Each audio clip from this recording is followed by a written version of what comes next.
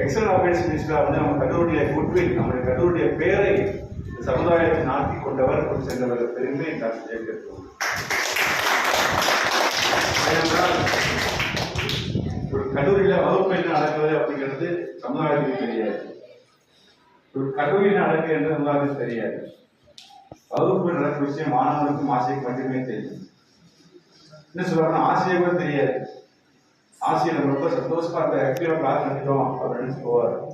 நான் பையனுக்கு என்னடா நடத்தினாரு அப்படின்னு கேட்கும்போது பையனுக்கும் வாத்தியாருக்கும் டிஃபரன்ஸ் இருந்தது.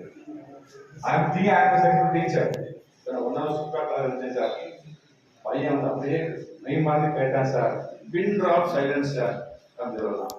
என் கிளாஸ்ல சொல்லுவாங்க, நான் கிளாஸ்ல போனா பின் ட்ராப் சைலன்ஸ் இருக்கும், யாரும் எதுவும் பேச மாட்டாங்க அப்படின்னு சொல்லுவாங்க. என்ன அர்த்தம் எதுவுமே புரியல, அதனால பின் ட்ராப் சைலன்ஸ் அப்படியே எடுத்துக்கலாம்.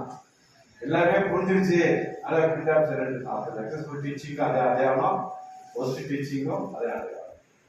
அதே சமயத்துல ஒரு கல்வி நடக்கிற விஷயங்கள் எப்பொழுது வெளியே செல்லும் சமுதாயத்தை செல்லும் என்றால் அது என்எஸ்எஸ் மூலமா தான், அது போன்ற ஜெயக்குடி சார் மூலமா தான், விஜயகா மூலமா தான் சமுதாயத்துக்கு.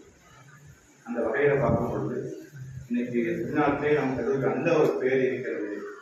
எங்க போன எஸ்என் காலேஜா வச்சு சொல்லுவாங்க போயிட்டு த்ரூ அவுட் த வேர்ல்டு நம்ம ஸ்டூடெண்ட்ஸ் இருக்காங்க.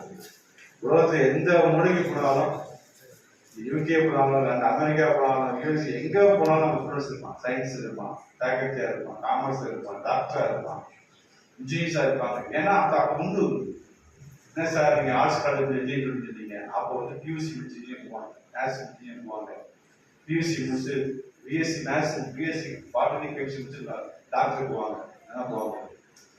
நீங்க பாத்தீங்க அப்படின்னா நம்முடைய தலைமைச் செயலகத்தில் போனீங்க அப்படின்னா 40% ஜாயிண்ட் செக்ரட்டரிஸ், இணைச் செயலாளர்கள், பெரிய பதவிகள் நம்ம காலேஜ் வெற்றியாளர்களை நம்ம தொடர்ந்து உருவாக்கி இருக்கிறோம். அது காரணம் என்ன? வெற்றியாளரான ஆசிரியர்கள் எல்லாத்துலேயும் சொல்ல போனா போன வாரம் தெரிய வருது.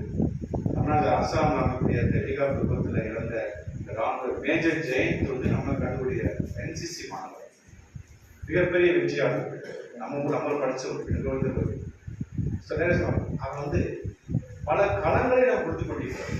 கல்லூரிக்கு என்ன சிறப்பு என்றால் ஏற்று சுரக்காய் ஏற்றுக்கல்வி மட்டும் கிடையாது, இயற்கை கல்வி கொடுத்தோம், சமுதாய கல்வி கொடுத்தோம். 24 பேர் பண்ணுவாங்க. Women empowerment, citizenship program, NSS, NCC, youth welfare, contract studies அப்படிங்கிற பிளானிங் எக்ஸாம் எழுதிருக்காங்க. இன்னைக்கு வந்து சிவில் சர்வீசஸ் ட்ரைனிங் போகிறாங்க. பலவிதமான மனிதனுக்கு தேவையான அனைத்து விஷயங்களும் இந்த கல்வி முடிச்சு போகும்போது இந்த கல்வி மக்கள் எப்படி சமுதாயத்துடைய சவால்களை எதிர்கொள்வது சமாளிக்கின்ற ஒரு முழு திறமை வளர்த்து கொடுக்கக்கூடிய அந்த வகையில் தான் அமைப்பு தான் என்ன சார் நீங்க கேட்கலாம் சார். நாங்கள் காலேஜ் படிச்சுட்டு இருக்கோம், காலேஜுக்கு முடிச்சுட்டு டிகிரி வாங்கின வேலைக்கு போவாங்க.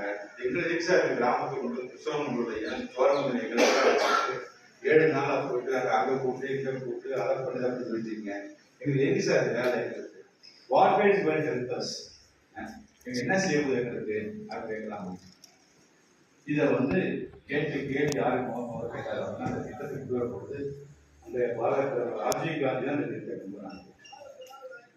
மாணவர்கள் கல்வியை மட்டும் பத்தாது, சார்ந்திருக்கிற சமுதாயம், கிராமப்புறம், கிராமத்துல வீடுகள், கிராமத்துல பிரச்சனை செஞ்சால்தான் நாளைக்கு அவருடைய கல்வி வந்து அந்த கிராமத்துக்கு கொடுக்கும்.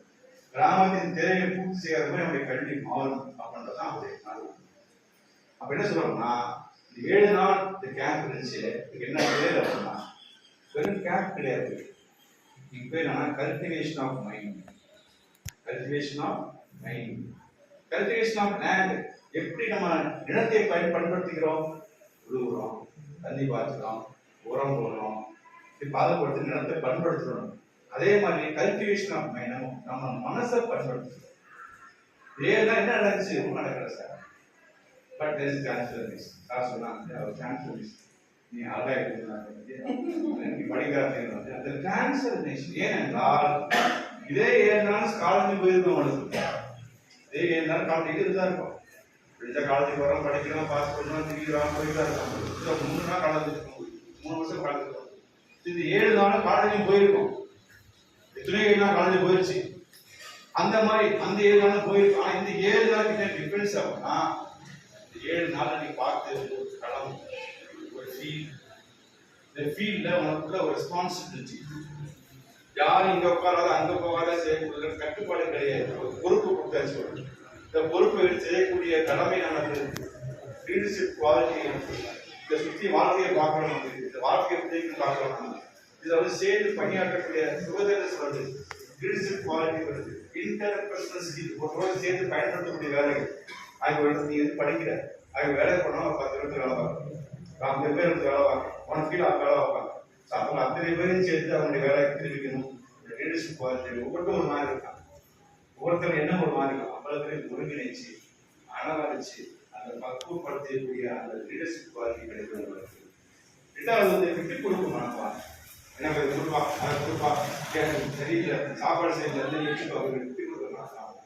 ஃப்ரெண்ட்ஸ்